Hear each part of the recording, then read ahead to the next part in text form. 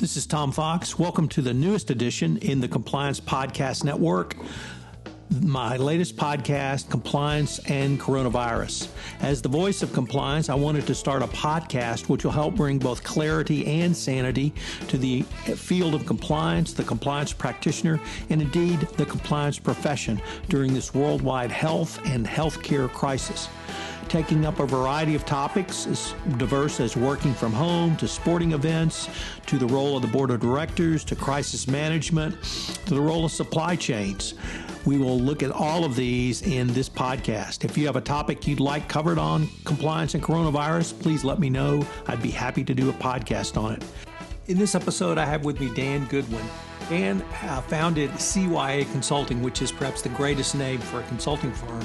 He's a former in-house corporate investigator, and he teaches folks to think like an investigator. I found this incredibly important for the compliance practitioner, and I think you'll learn a lot about moving your compliance program forward from Dan Goodwin. Hello, everyone. This is Tom Fox, back for another episode, and today I have with me Dan Goodwin. Dan is with CYA Consulting, which probably is the greatest name for a consulting company I've ever heard. We met both members of C-Suite Radio, and he's got some really interesting, not only professional background, but ideas about how you can, I think, move your compliance program forward in a way that, frankly, I had not heard before. So, Dan, with that incredibly long-winded introduction, first of all, welcome, and thank you so much for taking the time to visit with me today. Well, Tom, thank you so much for inviting me to be on your show. I before I met you, I never knew there was a compliance podcast. So this is in our sweet spot together. So why don't you tell us a little bit about your professional background and then maybe what you're up to today? Awesome. Well, I worked. My background is investigations, internal investigations, and I worked for a Fortune 100 company for 19 years, and 17 of those was directly involved in investigations. And what I did, Tom, was work for issues on behalf of the company to get to the bottom of them for like fraud, theft, embezzlement, sexual harassment. I did some executive protection. I had a top secret clearance, and I worked on FISA orders and installed covert cameras in the middle of the night. And it was about 5% James Bond and 95% compliance and paperwork and documentation. But what I got paid to do was to go out and figure out when things went sideways with employees. And I was able to use that skill when I left Sprint 13 years ago. I was able to parlay that to help small business owners and medium businesses that may not have had their own dedicated security group, investigations group, or sometimes even an HR group. I was able to use that to help them as they worked through some of those same employee type issues. And you now, as I understand it, not only do dabble in that a little bit, but you really help companies think through these issues. And what intrigued me was you had a great phrase that you use, which is think like an investigator. I was wondering if you could explain that and see how we might be able to explore that to where I think the exciting part is to make a compliance practitioner, a business executive, or senior manager actually better at their job. I'd be glad to. So think like an investigator came out of a couple of conversations that helped me crystallize what I call my secret sauce, my signature gift. How can I impact and help people down this interesting times we find ourselves in? And think like an investigator really revolves around two skills that need to be taught in school, and that is critical thinking and intuitive decision making. And what I found was people aren't doing either for the most part. They're responding emotionally and making some snap judgments and jumping to conclusions before they have all the facts. And so I was able to actually outline and systematize this to give people a construct from which they could run and figure out exactly what the next steps were. So I have a stop, look, and listen model. It's red, yellow, green. And the stop is basically to remind everybody to take a breath and ask some questions, gather the facts. And I have a saying that the facts don't care about your feelings. You've got to go back in and actually find what the hard empirical evidence is, the facts, before you even move on to trying to figure out the look, which is the background motivations and systems and a reviewing of systems. And then when you get to the green, when you get to the listen, is when you would actually engage with people and start asking some thought-provoking pattern interrupt type questions in order to discover additional facts that you may not be aware of at the time.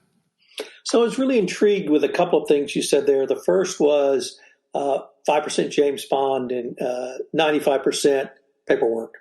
But that to me meant the paperwork was even more critical. You had to get a handle on the documents and not just secure the documents. You had to know the documents better than anyone else.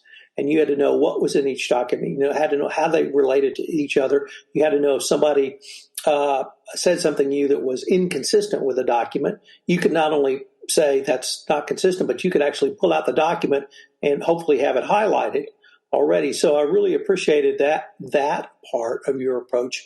But the second part was to do the research to get ready. It's not sitting across the table, Perry Mason like, wilting a witness.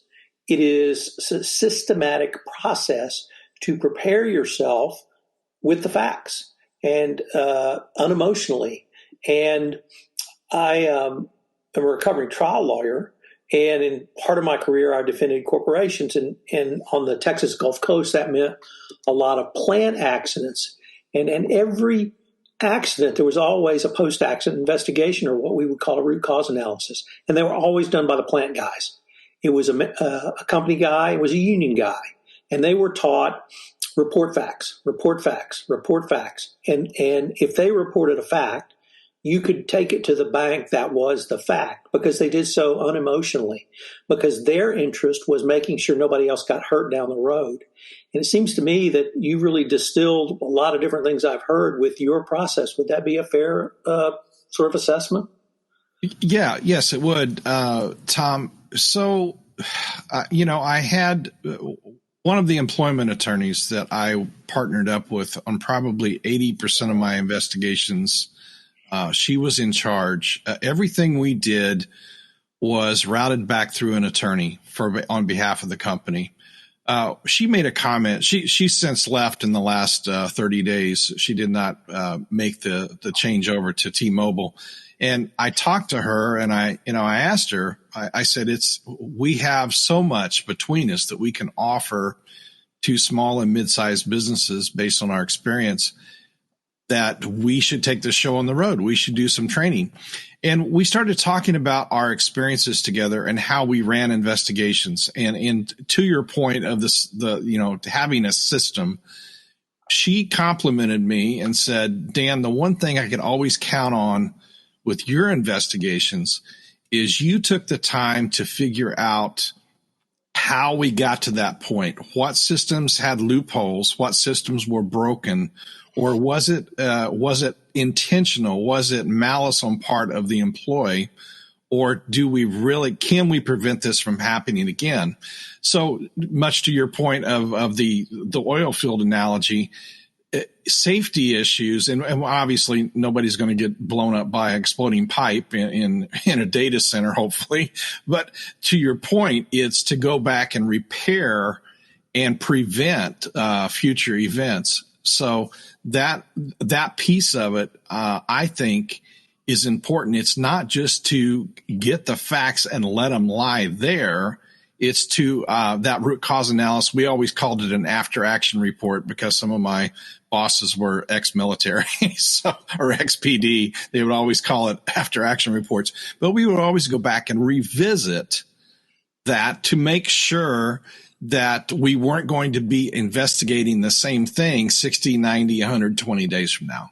So I really wanted to ask you about perhaps the difference in an investigation into a violation, a legal breach, or something else where some policy, rule, or regulation may have been violated, and contrasting that with a root cause analysis, because the Department of Justice tells us not only are they very different exercises, but a company must do both, and they must do both well. And you pointed out the after action report, the root cause analysis is designed to prevent something like that from happening again, whether it was a system, whether it was a control override, system failure, control override, or individual action.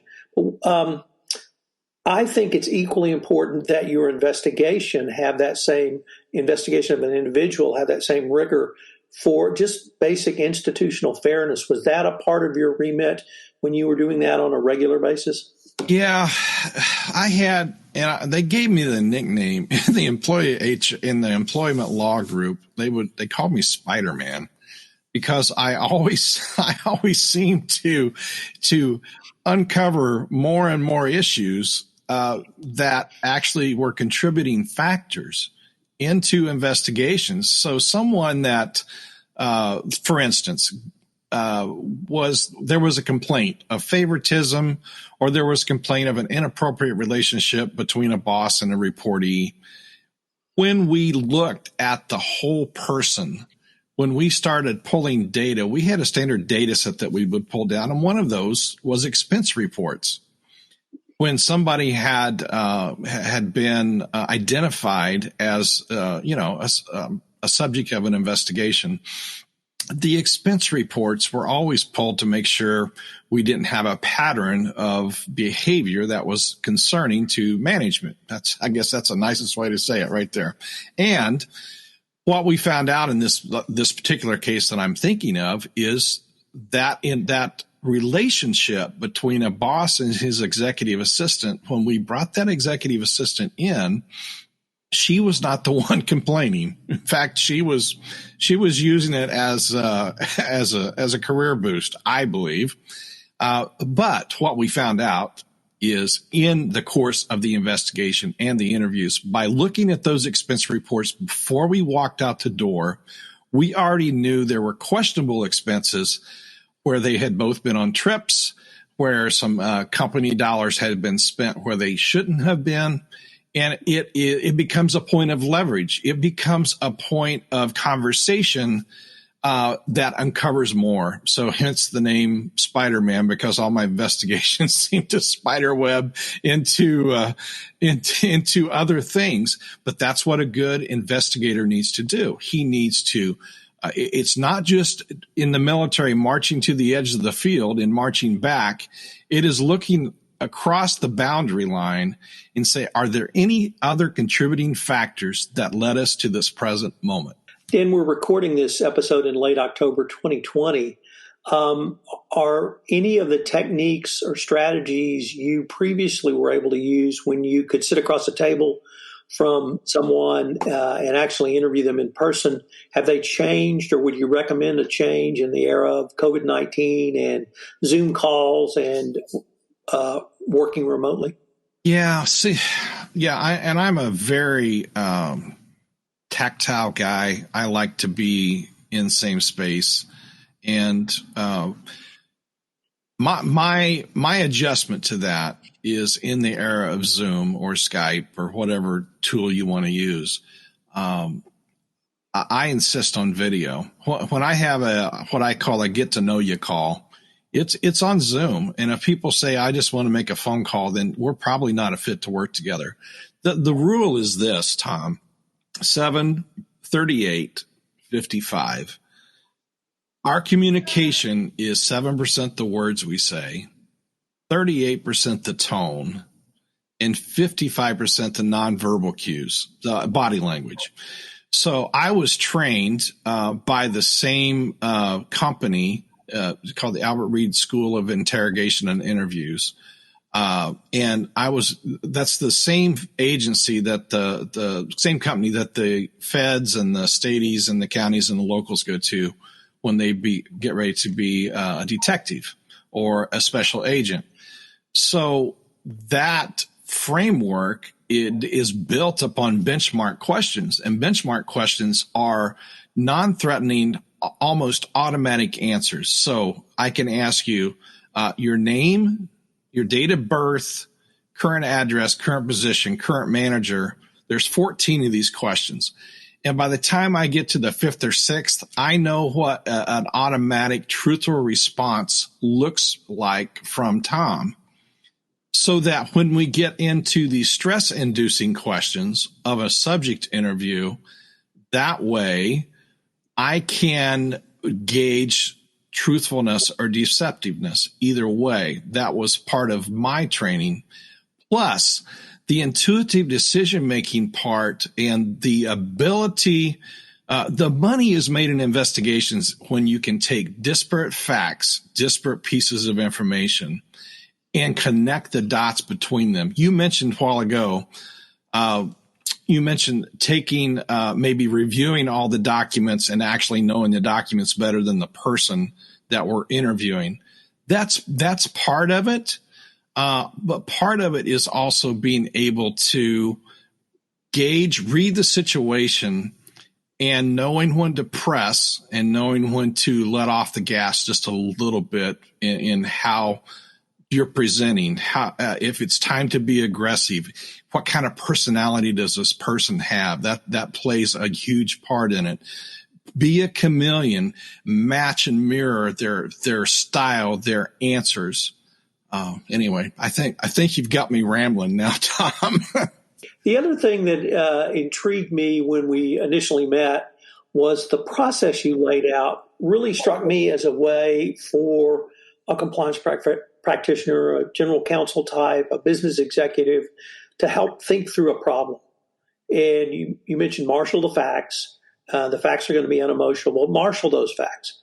Perhaps share those facts with a colleague. And then you use those facts to help guide your next steps. Would that also be a fair assessment? Absolutely. You've got to see where the facts are leading you. And again, 90% of the work on an investigation when I was active at Sprint was done before I ever left the cube, before I ever left the cube farm on the campus and got on a plane or got in a car to go visit with somebody. And that 10% variable, it really goes back to motivation, and it goes back to the how and the why. Pretty much, we pretty much, most of the time we knew the how. We're just trying to figure out the why. So when we get with people and we start peeling away the layers of the onion, as they say,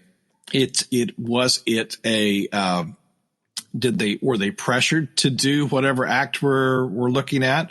Was it a bad decision? Did they use bad judgment? Did they not know? Those sort of things. What's going on at home? Did that impact anything? And that's a very fine line when you start talking about people's personal lives. But if there were contributing factors that caused them to take this action, then the management team needed to know that. One of the things I was able to, one of the luxuries I had, Tom, is I did not hire and I did not fire. I was simply there, just like Joe Friday, right on Dragnet, just the facts, ma'am, just the facts. But it went a little deeper than that because it was just the motivation, and was so that all played into it, and that whole piece of it. I think every mid-level manager, every business owner needs to have a way to ask intelligent and appropriate, and they have a good reach and have good timing. And some of that comes with practice, but a lot of that comes with emotional intelligence and leadership skills also. The second part of the phrase that I learned from the Petra plant guys in their post-accident reports was, number one, report facts. Number two, do not assess blame. And that's actually what made that report so powerful, literally in front of a jury, because every plant guy would say, I did not assess blame, and I'm not going to assess blame. That's for others. It may be the jury, it may be a lawyer, it may be HR. And when you can have that kind of just the facts, that becomes an incredibly powerful document moving forward. So I greatly appreciate the gist of facts, and for those too old or not old enough to understand the cultural reference, go watch some Dragnet. Let me change the focus a little bit, because Sure. you have one of the great phrases I have heard during the coronavirus health crisis. It was so great that I have purloined it since we initially visited, and I've actually used it several times. And that is that you have said COVID-19 has sped up changes by 3 to 5 years. Literally in 6 months, we've moved forward in a compressed time frame that I suppose has happened before in our lifetimes, but not recently. And I wondered if we just might explore that. Why, how, what examples have you seen? And then why do you think that's happened? Oh my goodness. What a change the last 7 months have brought. So the key word there is disruption. I mean, the whole of business has been disruption. Now, it is a factor at different levels. So for you and for me, somebody that has worked from home, I've used Zoom as a tool for 5 years for all my coaching and consulting. I was, early adopter, but the disruption is trickling not only in the technology piece of this, Tom, but it also is working towards the dismantling of bureaucracy. And when I say that, people look at me sideways, and I'm convinced that 3, 5, 7, 10 years from now, the way we do commerce, the way we do business will be different than how we have done it today and before today. The corporations, the giant corporations, that forced everybody into, the 10-story building, that those days are gone. We have basically distributed everything to our home computers. That's what we've done. That's why every morning I get up, I pray for a high-speed connection that still works. That's our daily prayer now, right? So my wife's an educator. I've seen this from spring break through the end of the last school year to help her learn how to teach primary children, K through 6, via Zoom, via video instruction, and to see the educational system take a huge hit. It's just not me, the investigations, the consulting, the corporations. This has far-reaching impact, and the unintended consequences of lockdowns, the mental health. I watch my grandkids. All of these things are rolling factors that we're all, I don't care what age you're at, we're all working to, find our sea legs and stay level. So I was wondering if in your area of specialty and any of the training you're putting on, are you getting sort of any consistent series of questions from your clients, perhaps other than the one I posed to you? How do you do an interview over Zoom and make it meaningful? Are you getting some questions about really what to do at this point, as I said, during the coronavirus crisis? Yeah. So the first question I get is, when does this get back to normal? When does this revert? And so I laugh. I find humor kind of lightens the load, and I'm trying to laugh instead of cry with some of my clients. But I have good news and bad news. It's never going back to the way it was, just for the reasons we just discussed. It's never going back.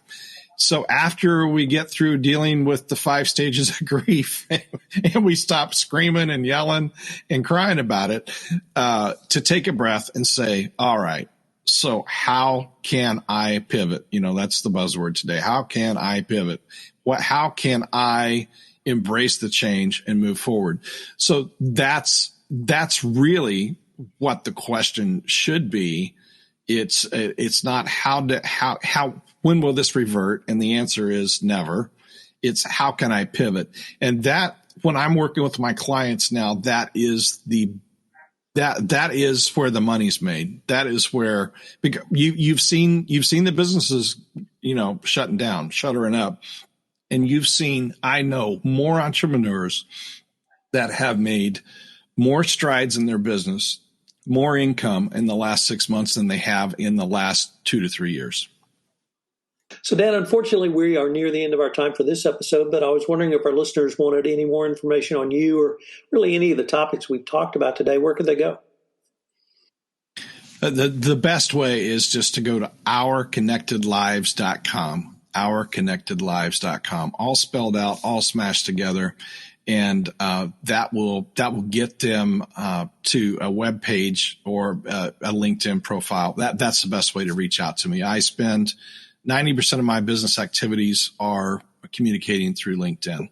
Well, Dan, this has been a fascinating interview. I really appreciate you taking the time to visit with me, and I look forward to continuing the conversation.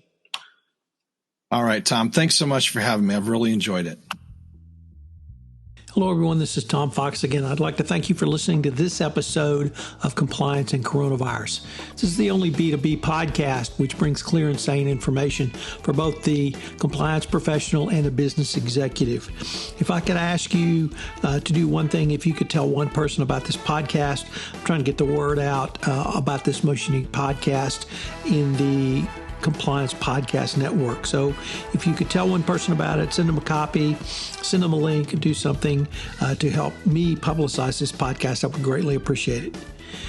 Compliance and Coronavirus is a production of the Compliance Podcast Network, and it appears Tuesday, Wednesday, and Thursday of each week. Thanks again for listening, and I hope you'll join me again for another episode.